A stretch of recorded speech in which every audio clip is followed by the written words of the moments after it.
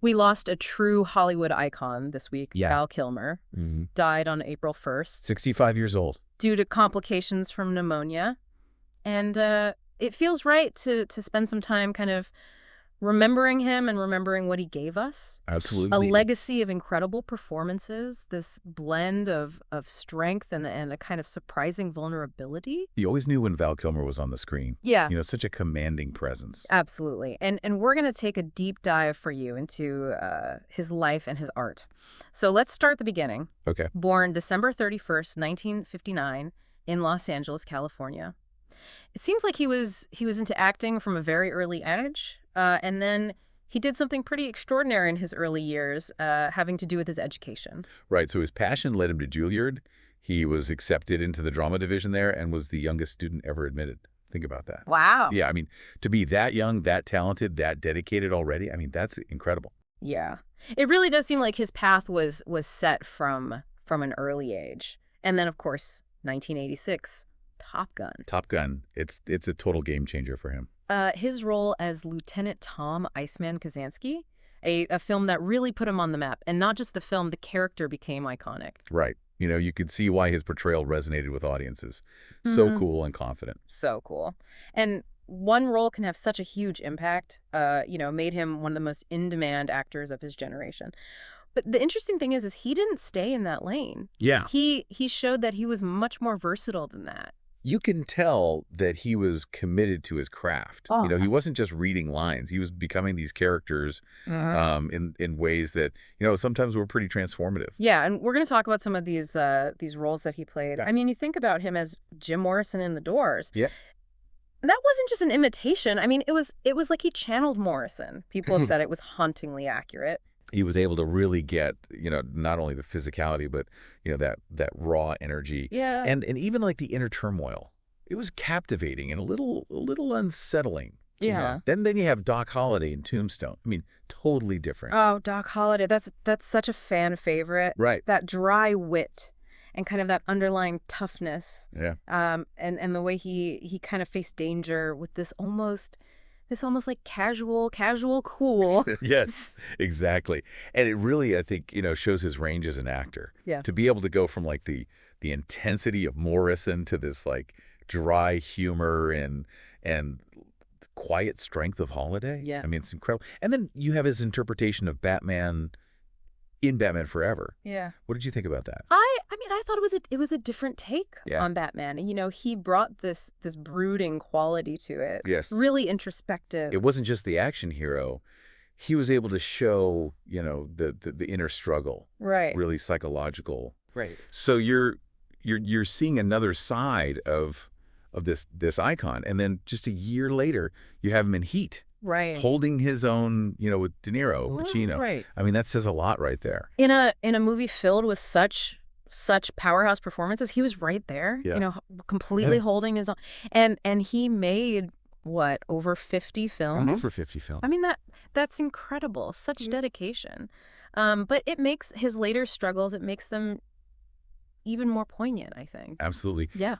Being diagnosed with throat cancer in 2014 was a real turning point in his life. Mm-hmm. And he had to have a tracheostomy. Right. Which obviously changed his voice pretty dramatically. Right. And, a lot of people thought that might be the end of his acting career. It's easy to think that. Yeah. But that's not what happened. I mean, he continued to create. He did. He didn't just go away. Yeah. He wrote a memoir. Yeah. I'm Your Huckleberry. I'm Your Huckleberry. Came out in 2020. A really personal look at his life. Yeah. And then in 2021, there was the documentary Val. Oh, yeah, Val. So intimate. You really got to see, his family, his life, his connection to filmmaking.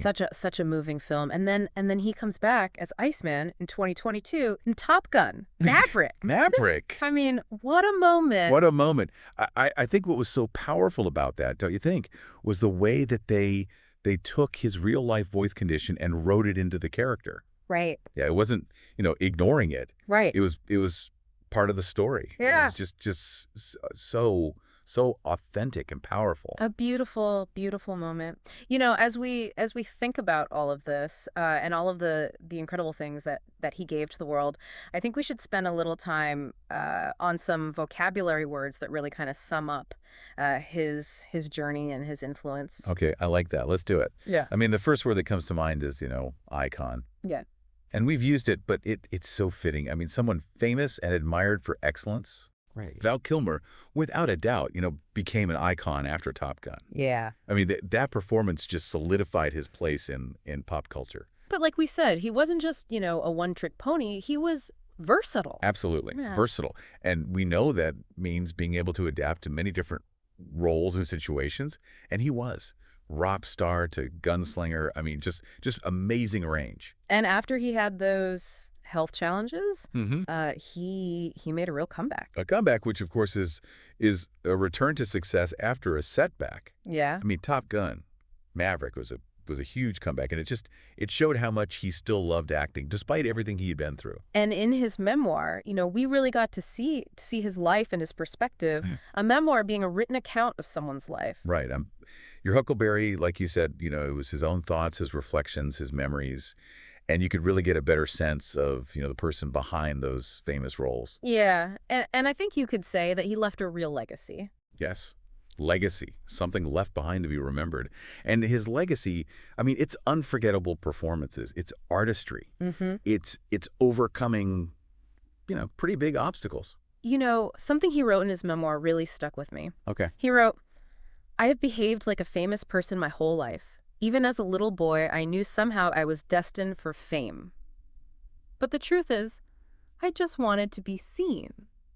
I mean, there's so much vulnerability in that. There is. It's like he's saying, look, underneath all the, the Hollywood stuff, Yeah. I just want to be seen as a person. I think we can all relate to that on some level. Yeah, absolutely. And his interests, they weren't limited to acting. No.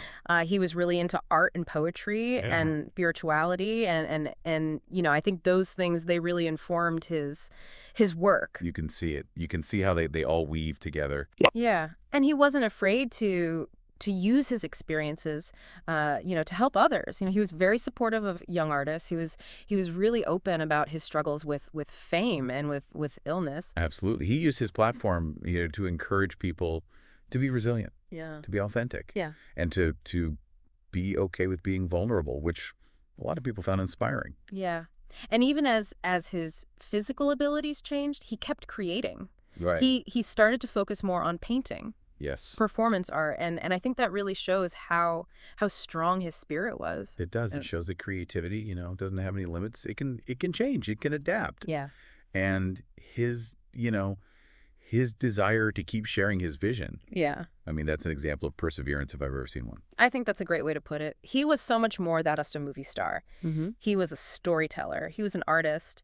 He dealt with some really, really difficult things, but he always did it with such grace and dignity. He did. He survived by his children, Mercedes and Jack, and he is remembered, with so much love Absolutely. by fans all over the world. We should remember him not just for those famous roles, but also for the depth and the humanity that he brought to everything he did. Absolutely. So much depth, so much range. I mean, the characters that he brought to life, the intensity that he put into everything, the resilience that he showed. I mean, it really makes you think, what about Val Kilmer's journey speaks to you the most? What resonates with you the most? It's a question worth considering as we say goodbye to a true artist. Thank you, Val.